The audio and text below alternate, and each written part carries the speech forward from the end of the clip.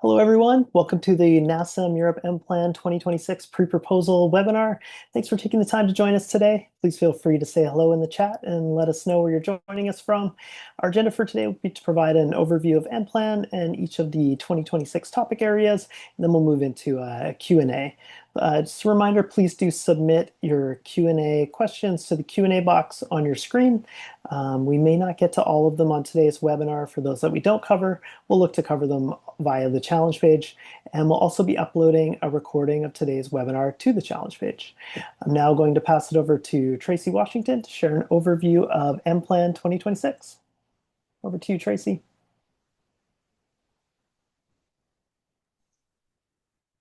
Thanks so much, Andrew. I appreciate it. And welcome to all of those who are attending. I would like to take just a few moments, I should say, to talk to you all about OSTEM, Europe, and the actual MPLAN activity. So give me just a moment and I will share my screen.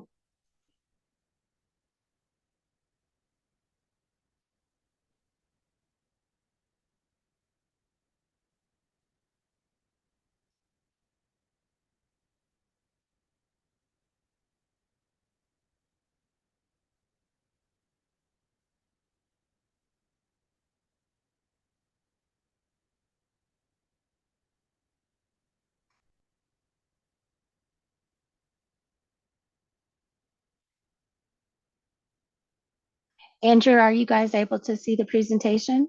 Yes, we can see it. All righty, Thank you. excellent. And it's full screen, correct? Full screen, correct. Awesome. Okay, here we go.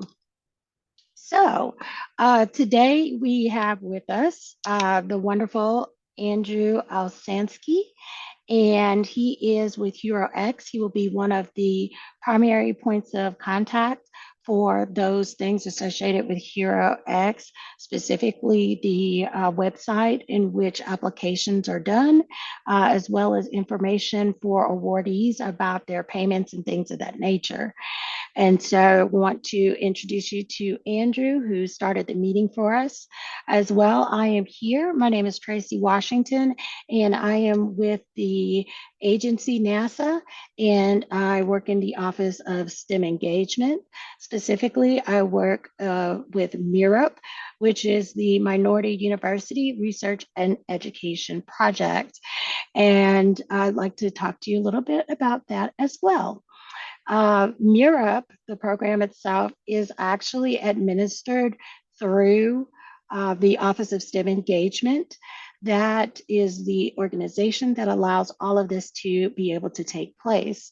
MIRUP allows for minority serving institutions to do work with NASA that will strengthen their research, academic, and technological capabilities and their capacity at the institution.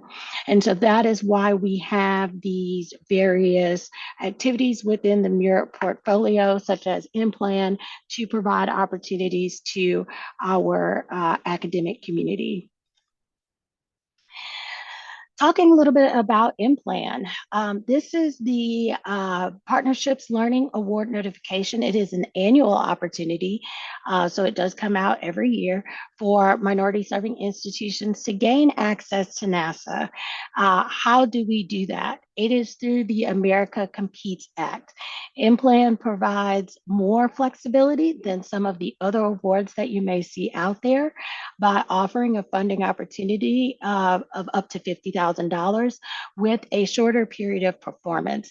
Typically, what we see is that with other grants and opportunities, the period of performance is much longer and the award amounts are significantly higher.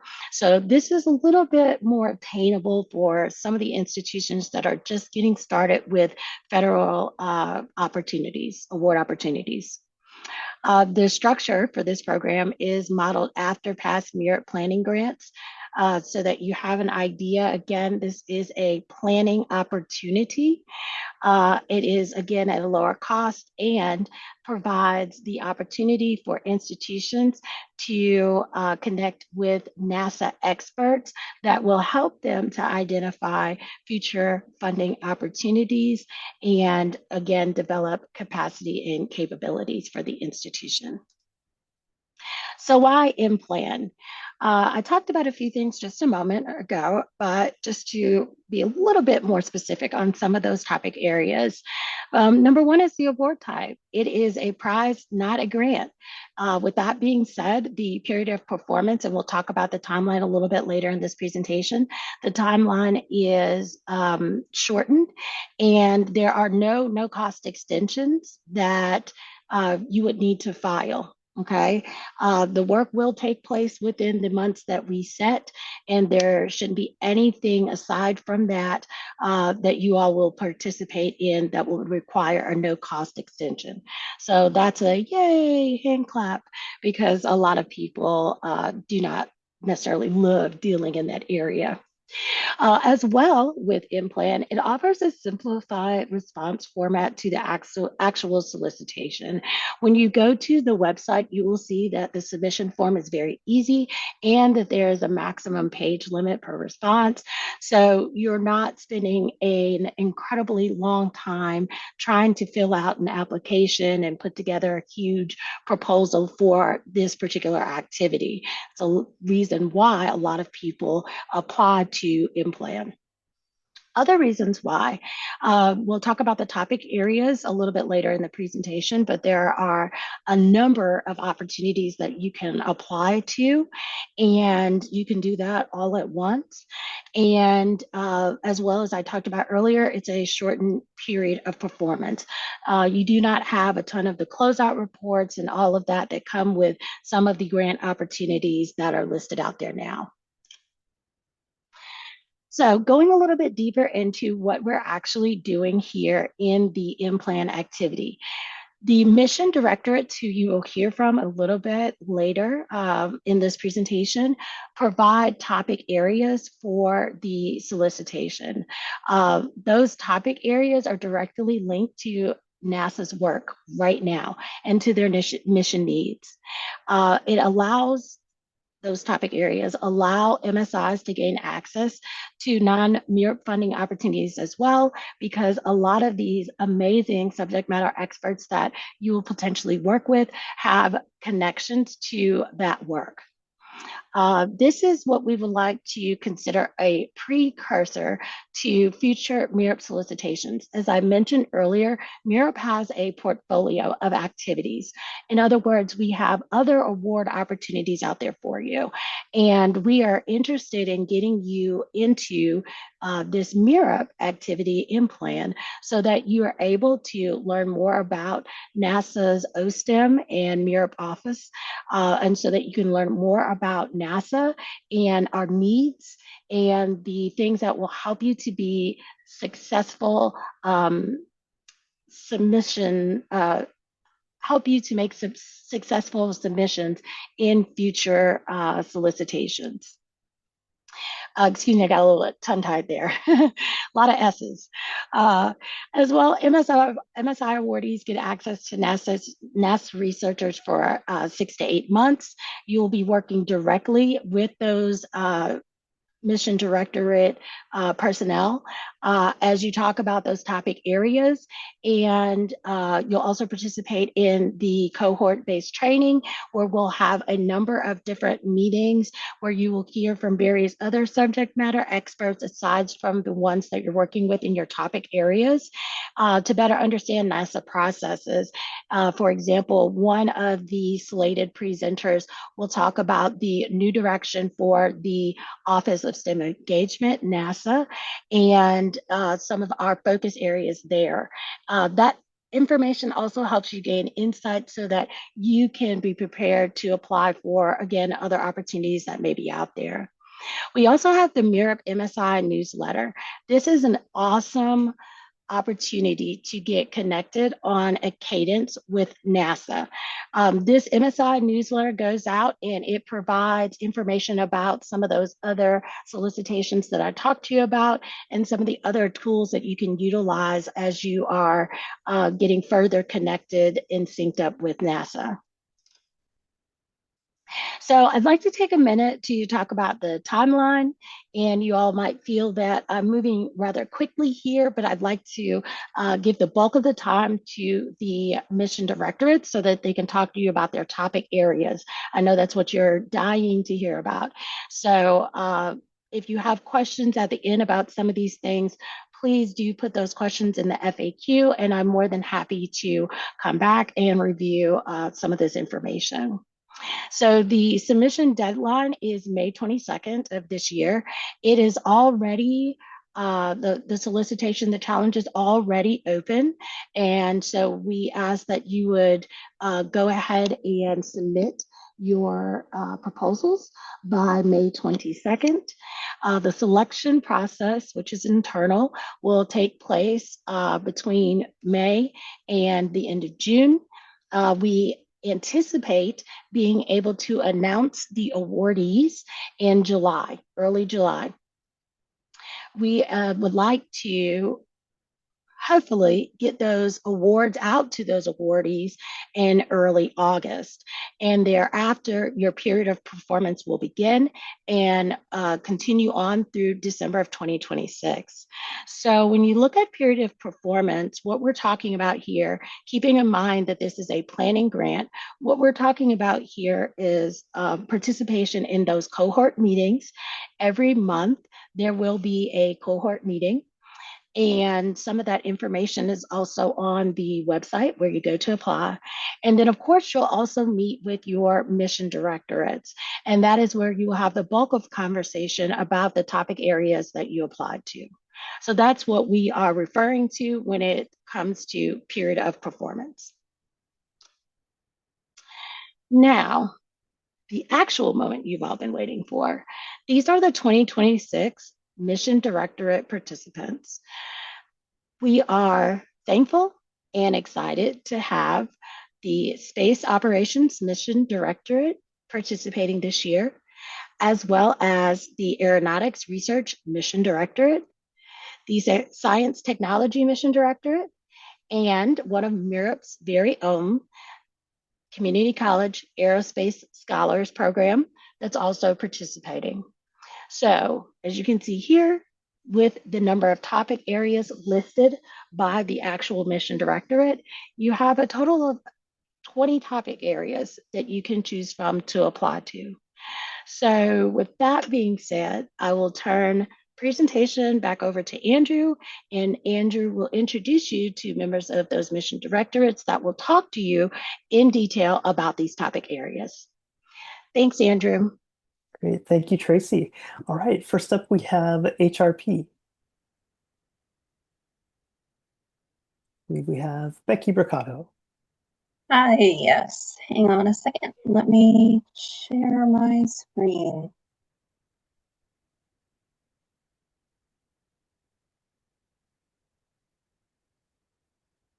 Okay.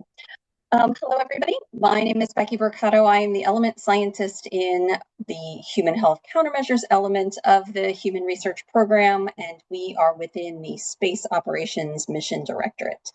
My slides are for the plant growth topic, so hopefully I have a colleague that is covering the other 4 topics online today. 5 slides. I do talk fast. So we have several different challenges when it comes to exploration missions, and the food and nutrition risk is research towards that risk is housed under the Human Research Program. But a little bit of a more context on the topic and why we're interested in plant growth. On ISS, we have a shelf-stable food system. It has a shelf life of about 2 to 3 years. Crew members will get limited fresh fruits and vegetables by resupply vehicles when they come. And we do have growth chambers on ISS that are used for technology demonstrations as well as research studies. But when we go to the moon and on to Mars, the food system is going to be a huge mass and volume driver. On the moon, we're expecting to have high tempo EVAs. We expect that meeting the nutritional requirements for the energy expended in those EVAs is going to be tough. And when we go to Mars, it's not going to get any easier. We don't have a food system that has a 5-year shelf life, and there will be no resupply or crew preference. And so the idea of crops incorporated into the food system is something that NASA is interrogating. Now, there's a couple of benefits and limitations when it comes to crops. Obviously, crops add nutrition and quality to the food system. They can enhance the variety of the food system by getting crew members to think a little differently about how they eat their prepackaged foods. Do you make, for example, like lettuce wraps, and you're bringing more variety into that food system. Astronauts talk about the psychological benefits on station of growing crops, and if it's done right, there are benefits to the environmental control and life support system as well. Now, of course, with everything there's benefits, there are also limitations. If you're relying on plants as part of your food system and you have a crop failure, you could end up in a food scarcity situation. Crops are still at a lower TRL. There's microbial risks to contend with, and those growth chambers themselves have mass and volume infrastructure constraints as well. Now, NASA is similar to the technology readiness level. Our friends down at KSC have developed what we call the crop readiness level that starts at a crop readiness level of 1, where you identify your crops, all the way up to a CRL of 9, where that crop is consumed in space. On the right side of this chart, you'll see different categories of crops, from leafy greens, peppers, tomatoes, legumes, microgreens, herbs, and then a catch-all of miscellaneous.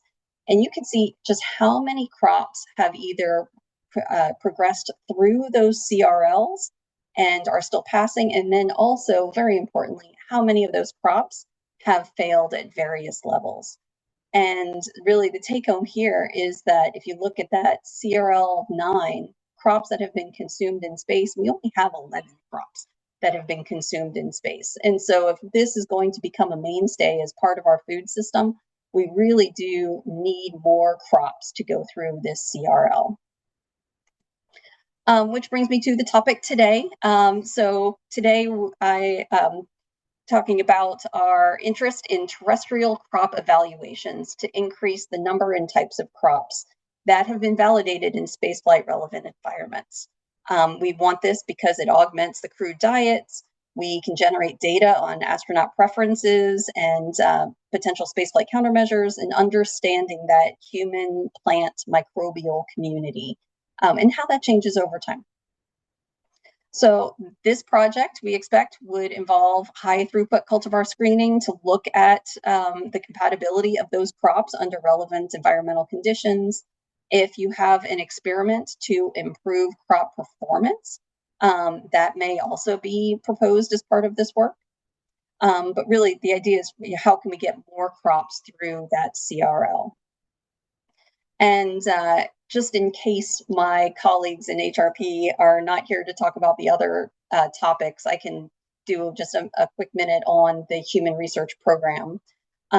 Specifically, our element in human health countermeasures is understanding physiology. So any project that deals with not only understanding what happens to physiology of astronauts in space, but also developing countermeasures. You do a lot of terrestrial testing, ground analog testing, the ISS testing, many different analogs, just depending on what the risk is. So with that, I will turn it back over, or hopefully to a colleague also from HRP. Thank you, Becky. I don't see anyone else from your team on the call, so unless I don't see them. So I think what we can do is just direct everyone to the challenge page, which we'll show you a little later. That has all the information for all of the topics there as well. And if you do have any questions that come up, of course, please feel free to add them to the forum on the challenge page. Unless they come up here on the call, then feel free to ask them in the Q&A box. All right, next up we have KSC. So I'm going to go ahead and share for Jose Nunez. All right. So let's see. So we'll make it just like Becky, real quick. So my name is Jose Nunez, do KSE Technology to University and work on small sats. Next page. And we'll just go through some of the research and technology areas that KSE support, and then just hit right into the MPLAN topics. Next. So we're one of 10 centers. So if you like the beach and nice weather, come on down. We welcome you guys to come over to Kennedy Space Center. Next page. It's the moon. So if you haven't heard, we are going back and big time. So we're trying to figure out a lot of different things, which we still have not figured out. So we need your help to figure those out. Next page. Just go into, we got about 8 different areas in which we do research in. So we do COP production and management, like Becky mentioned. We're heavy into dust mitigation, trying to figure out how to mitigate dust in the moon. We also do research on environmental control and life support systems, in situ resource utilization, in space and surface systems, ground systems, scientific instruments for exploration, and waste management and logistics reduction. So those are like a sample of the main topics that we support. So with that in mind, we'll go into the first topic. So this one is, we need your help in developing a lunar regolith soil contact model for simulations of regolith operations. So you probably know, right? Regolith is just a fancy name for dirt. The moon is, very jagged because it has not seen any weathering. So no water, no wind. So, and it's electrostatically charged. So how do we model that such that we could have a better informed system? So we're looking for a high fidelity, physics informed soil contact model to enable reliable surface operation simulation. Hopefully that will reduce design risk and guide mission planning for landers, rovers, and surface power systems, and all that infrastructure associated with the Artemis program. And if you haven't had a chance, when you get a chance, go into YouTube and just Google NASA ignition. And there you'll see 3 speakers talk about the architecture that we're pivoting towards the moon base. So, all right. So that was topic number 1. Topic number 2 is, just go along with you. So this is the improving the effectiveness of ground-based microgravity simulation methods and data interpretation. So simulating microgravity on a 1G environment is kind of challenging, right? So we do have ground microgravity simulation devices that are really good tools to help enable space research, but we're looking for proposals to help improve those simulation, both the hardware, the methods, any analytical tools, and even to validate that data. So that's one of the things that we're looking to, just basically, validate that clinostat data that we're getting, from those instruments. So that's topic number 2. You go to the next page. Topic number 3 is reimagining in-space pneumatic gas compression by exploiting the space environment. So space environment with its hard vacuum and extreme temperatures, it definitely has some unique characteristics, specifically when it comes to pneumatics. But future long duration, both manned and unmanned missions will need gas compression capabilities to be able to work. So we're looking for some, conceptual designs of utilizing an in-space pneumatic compression system, understanding the space requirements. So that's number 3. And the last one is collaboration quotient for enhancing engineering design. So the problem statement here is that collaboration is implicit and sometimes unmeasured, right? So perhaps limiting improvement opportunities. So some requirements could have some escapes, and those have been tied to gaps in traceability and verification. So can collaboration quality be reliably captured and quantified? Question. And how does that collaboration relate to efficiency or effectiveness in engineering design? Which interventions could improve a collaboration quotient for enhancing engineering design? So the published documentation on the website has all of this and perhaps a little bit more. So welcome you to take a look, read it, and definitely looking forward to reading your proposals when you submit it. And Andrew, I will cede my time to other folks. Great. Thank you, Jose. All right. Next up, we have Andy Provenza from ARMD.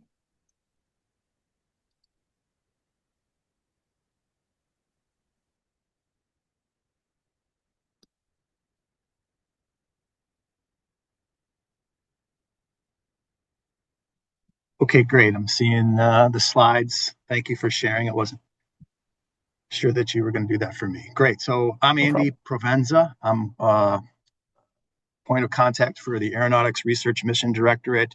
I've been the liaison to this MPLAN project for a number of years now.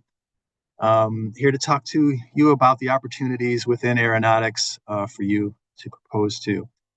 On the screen, you see a map of the United States, and it shows over 120 schools that we've provided more than 70 opportunities to in a number of sub-projects. One of those is the University Leadership Initiative, which is our main sub-project. And that is where universities team up with other universities and industry to solve aeronautics challenges, those that we pose, but also problems that you identify, and work towards solutions over the course of 3 to 4 years at a dollar value of up to $2 million per year for that team. So this is really the main opportunity that we foresee you working towards, and others in the program have worked towards, where you would learn things from the subject matter experts that we connect you with, and the other training that MPLAN provides you to inform you how to write proposals and address and proposed opportunities such as ULI. Next slide, please.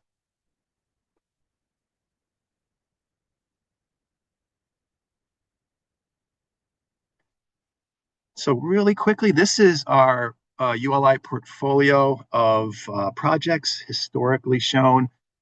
Different colors mean different stages of activity, closeout, active, new, and dark blue is new. So you see that at the top, they cover the 6 strategic thrusts primarily that still form the opportunity basis in our strategic implementation plan. So there's 6 thrusts. You see a couple other columns, hypersonics on the far right, and then some materials and manufacturing. The materials and manufacturing awards were made when there was a specific request by Congress to provide funding in those certain areas over the years. So you can look at this in the slides, which will be on the website, but it kind of gives you an idea of at least the titles of the projects that we've funded over the years in each of the thrusts. And also there is information if you search around at our ULI website and the ULI Tech Talks, which will provide additional information on these projects. Next slide. All right, so I mentioned the 6 strategic thrusts. These haven't changed in at least 8 years, so these will sound familiar if you're familiar with NASA aeronautics. I do want to take the opportunity before I move ahead to mention a couple of things. Aeronautics is going through a transformation of its own right now, and there's new focus and emphasis, and this has just happened in the last month to the last 6 months, depending on which one of these things that I'm talking about, which behooves me to talk about here. One of those, the most recent, is Aeronautics for Exploration. We call that A4E, and really taking a look at prior what we've done in aeronautics and how it has applied to space missions and space research and science. But also, if you're proposing something or you have a research effort, taking a look at, could this apply to space And how might that happen? And talk about that, say, in your proposed effort to indicate that what you're doing here in aeronautics could also apply to space. There's also something called revolutionary engineering methods. And in fact, in that portfolio that I talked about in the 6 topics, 6 themes, there were 6 thrusts. There will actually, in the solicitation this year for ULI, be a topic 7, which covers revolutionary engineering methods. So basically, the nutshell, it's just my last few slides are on that, but it's infusing these new technologies and tools, bringing tools together, starting flight research early in the process, having everybody talk about ultimately. So if you have an idea, getting that to a product or to flight faster, taking advantage of things like AI and data fusion and digital twins and common research models and all these things that we're talking about to get there in that manner. The last thing is flight experiments. I touched on that briefly. We're putting an emphasis on flying technology, doing experiments earlier in the design process, and doing more demonstrations, and especially with our group at Armstrong Flight Research Center in California. Okay, let's go back to the thrusts as they exist. So next slide, please, Andrew. Oh, that's one more back. Sorry, thrust 1. Yeah, you were already there. My apologies. So thrust 1 it talks about the national airspace mostly. So as we grow in the volume of aircraft that is in the sky, as we add new vehicles like supersonic transports that fly hopefully over land, X-59 is working towards that. And we add these eVTOLs and these air taxi-like vehicles in the lower airspace. How do those work together? How do we accommodate those and keep things safe? What does the next aerospace system look like? Also, we're adding vehicles that are autonomous or remotely piloted to that. So keeping all that safe is what thrust 1 is about. Next. Thrust 2 is about high-speed flight. We've changed that high speed to include hypersonic vehicles as well. So if you're working on things farther out, you're more than happy to propose to hypersonic type commercial transport ideas. You know, here there's some potential showstoppers. To fly at these speeds takes 3 times the fuel, which means you might have 3 times less passengers. Start multiplying those together. As you look at a ticket cost, it's on the order of an order of magnitude more potentially. How can we make these flights more efficient? Is there some other new fuel source? How do we make them quieter, like the X-59 is working on, and especially at airports because they have to take off at high speed. So those are some things that we're looking for in thrust 2. Next slide. Thrust 3 covers our typical ultra-efficient subsonic transports, so like the 737 class vehicles. We're looking at thin wings and transonic truss-braced wings.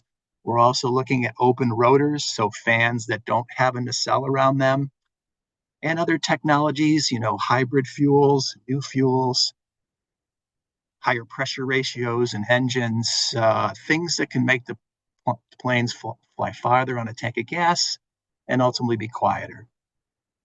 Thrust 4, next slide, Andrew. This relates to safe, quiet, and affordable vertical lift vehicles. So a lot of work going on, a lot of players in this space, Archer, Joby, Beta, and many others looking to put a vehicle out there commercially. They're all working hard in this space. You know, we're looking for technologies, though, that can assess the acoustic signatures of these and acoustic signatures in urban environments like cities, technologies to make them safe, especially if they're flying between buildings. Ultimately, we want to make these as quiet and less burden on the public as they're flying overhead. And of course, they have to be safe. So technologies that can obviously avoid collisions and other things that would keep them safe. Next slide. Thrust 5 is system-wide safety. Again, looking to keep these things safe, looking at technologies that can do that. You know, there's mentioned remotely piloted vehicles and autonomous vehicles. You know, how do we include these all in the same airspace What do we do in a situation when the vehicle's autonomous and there's a potential problem? Is there a handoff to the human? What if a human's piloting the plane is getting tired or is less effective? Do we hand that off to an autonomous system? Some of those are touching on some of the areas that I've seen work there, and thrust 5 is something you certainly can propose to. And finally, in the thrust 6 is assured autonomy. You saw in the portfolio, we've got a number of groups working in the autonomy control space. And again, collision avoidance there. And how do you certify? How do you demonstrate that these controls that are autonomous are trustworthy? Those are a couple of things there, and you can read the narratives here and on this slide, and then at your leisure on the strategic implementation plan online at the NASA website. Finally, next slide, Andrew, I talk about revolutionary engineering methods. So this is a new transformation. It's official, but there's no documentation on the website about it. So it behooves me to talk about it a little bit here. You can see in the figure on the right, they were kind of looking to start flight experiments intertwined with computations and ground experiments early on in the process. And most important, we don't want this to be stovepipe. We want people to be talking to each other right from the get-go. Revolutionary means ultimately a paradigm shift in the methods we used, how they're executed, the tools we use.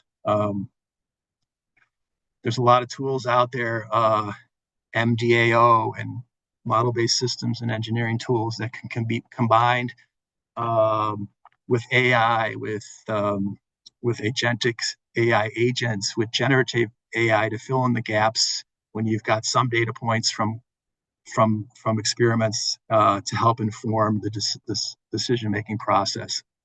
Next slide, please. Continuing on, the REM vision is ultimately the reason for REM is to stay competitive on the world scale in aeronautics. We've got players from other countries in the UK and China and India that are spending a lot of money in this sector, and we feel we need to take advantage of some of the tools that we're working on and to make the process of design and certification faster. And that's what we're working towards here. Some of the themes that are shown on this slide I mentioned in my narrative for the last slide. I think next slide, please, Andrew. Yeah, what is the impact? I mentioned the shorter design cycles. Ultimately, if you can reduce the risk and the cost, reduce uncertainty in the design process, improve performance. If everybody's involved from the get-go, you don't have as much stovepiping, taking advantage of AI, we might be able to improve the performance of the vehicles that we're designing and developing. And yeah, ultimately, and where you become involved in that final statement there is that you do some research, and eventually if you propose the University Leadership Initiative, you'll be involving students. You'll be helping develop the next generation of workforce in aeronautics, and that is one of our main goals. And good luck to you, and I look forward to reading your proposals as well and making some success selections and carrying on through the process of MPLAN. Great program. Looking forward to it. Thanks. Excellent. Thank you, Andy. Next up, we have Ebony Marine from NCAS. Got your slides ready here. Yeah, thank you. Hello. Yeah, I am Ebony Marine. I'm the activity manager for our NASA Community College Aerospace Scholars Program. Next slide, please. Thank you. So the intent of this funding opportunity is to equip community college campuses with resources for implementing the in-course activity with students from their campuses or in their regional area. The in-course robotics competition is an in-person student engagement where students collaborate with the team members as a fictional aerospace company vying for a NASA rover contract. Working in assigned roles, students utilize STEM industry mentors to guide their rover design. And by the end of the robotics competition, our goal is that students will be able to acquire the various skills and knowledge from this competition. Next slide.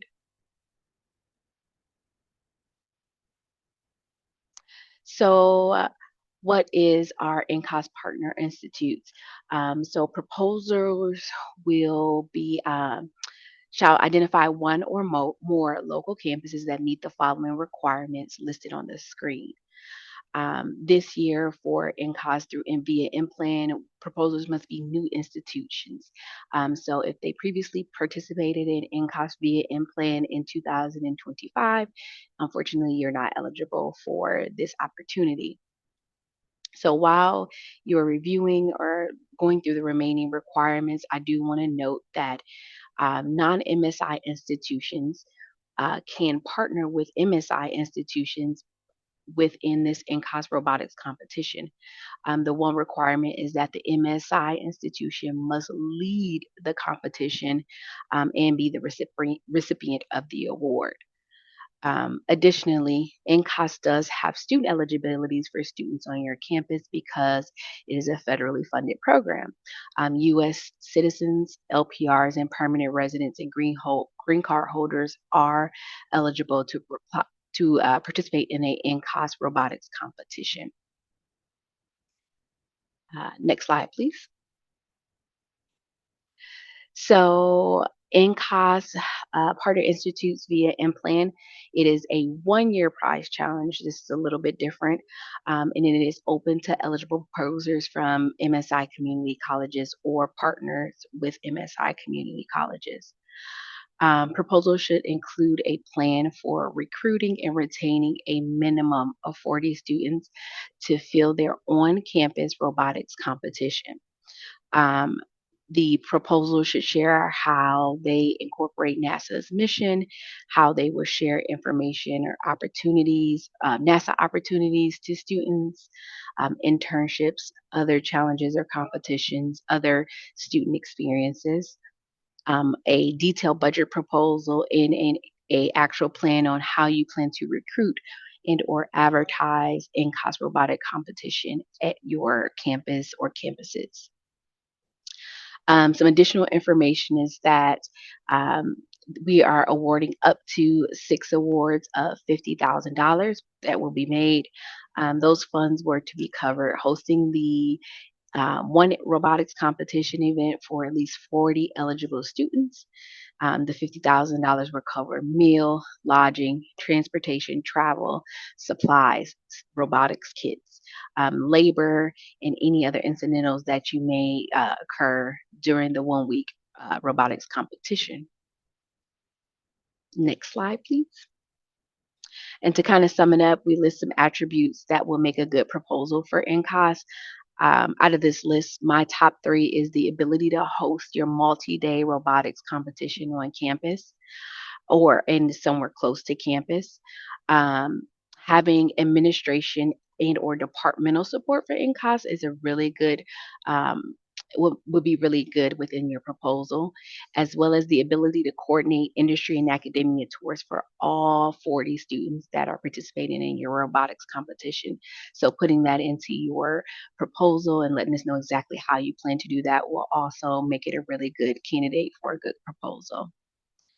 I believe this is my last slide, so thank you. I was really, really quick, but didn't have all the science like everybody else to go over. Thank you, Ebony. Great. All right. Next up, we have Trace Turner from STMD. Stop the share. Hey, good afternoon. Thank you, Trace. Let's see.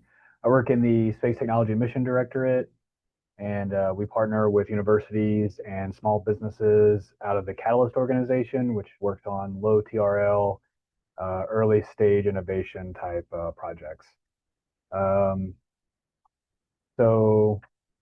We've got a lot of ambitious goals here at NASA, especially at STMD, where we're trying to advance U.S. space technology leadership, foster bold and innovative ideas, and strengthen the broader aerospace community.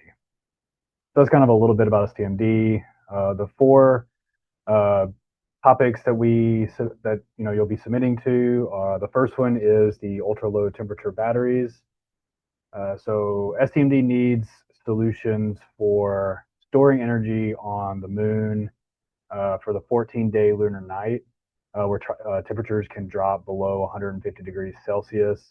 Current battery technology struggles at much higher temperatures than that. So we're looking for new chemistries, additives, and designs that perform in extreme cold. And the goal is to reduce the mass of heaters and insulation that's required for current batteries. And so any academic research in electrochemistry and materials can directly shape how we're going to go to the moon and Mars. Let's see. The second topic is integrated micrometeoroid protection and health monitoring.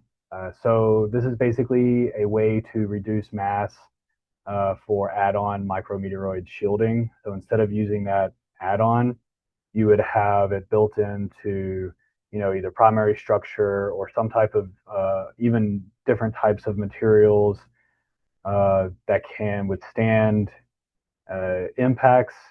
Also, any type of sensors that can detect impacts and how we could, determine whether they damaged the vehicle or not.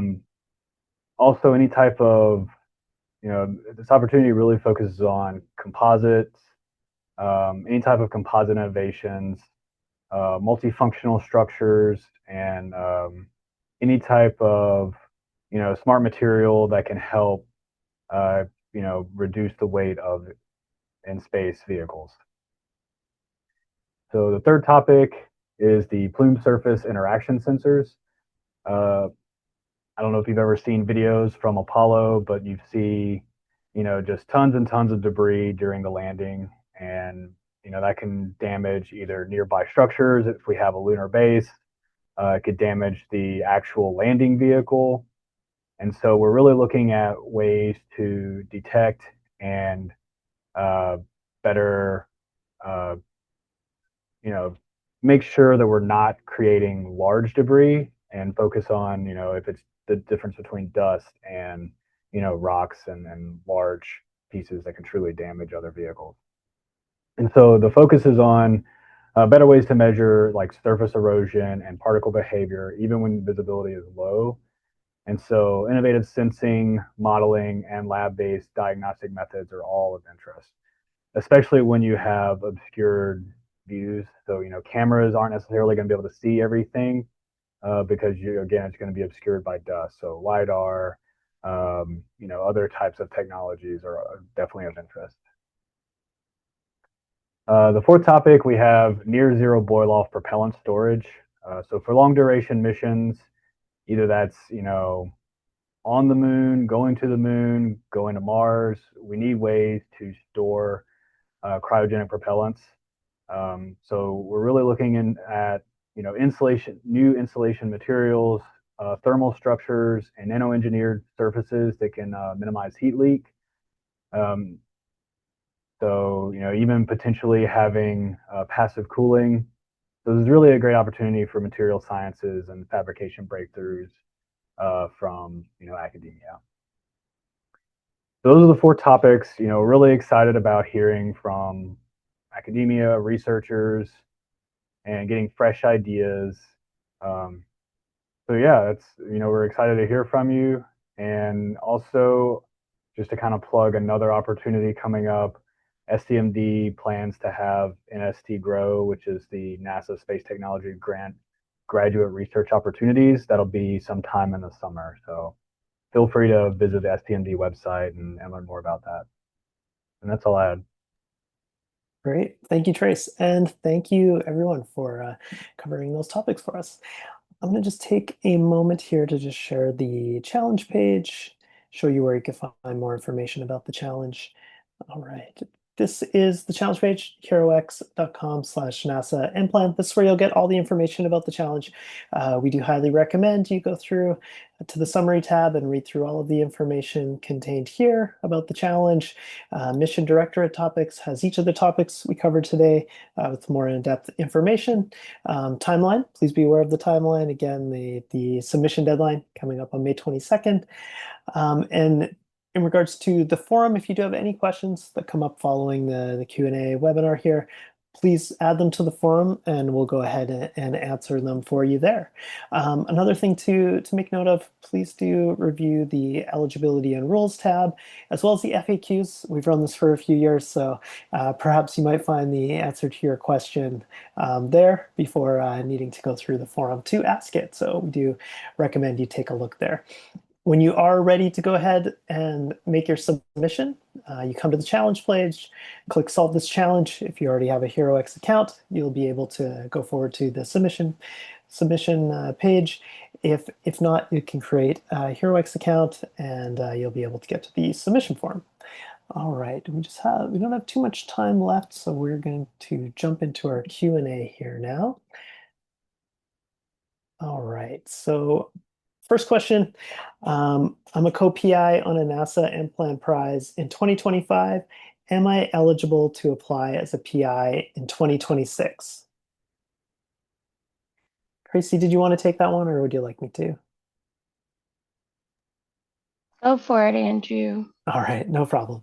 So if you were a co-PI, you are able to submit as a lead PI this year. If you were previously a lead PI, you are not able to submit again as or be eligible to win a prize as another lead PI.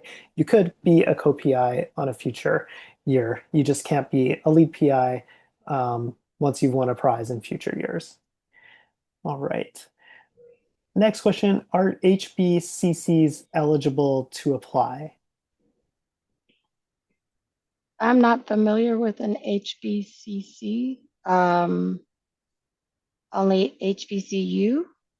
I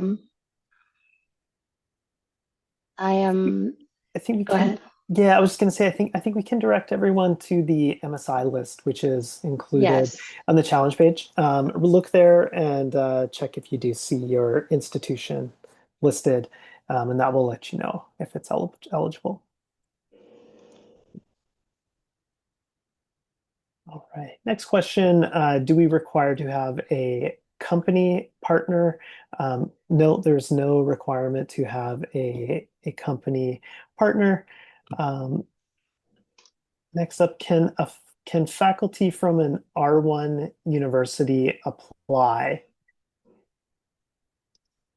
I think that might be the same answer as our previous. Please refer to the MSI Yes. list on the challenge page and check for your institution there. All right, next question. Are there any specific rules for indirect costs? Yes.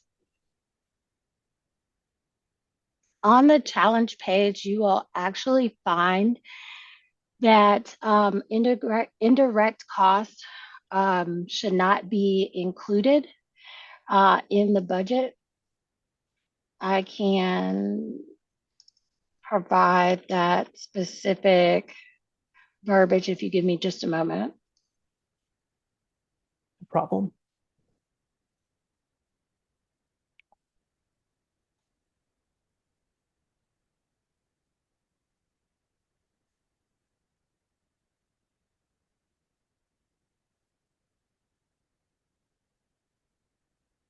Yes. So with regard to the with regard to the budget, there's a budget template on the HeroX website. As far as requirements and recommendations, use of government facilities or contracted technical support should not be included in the budget submission.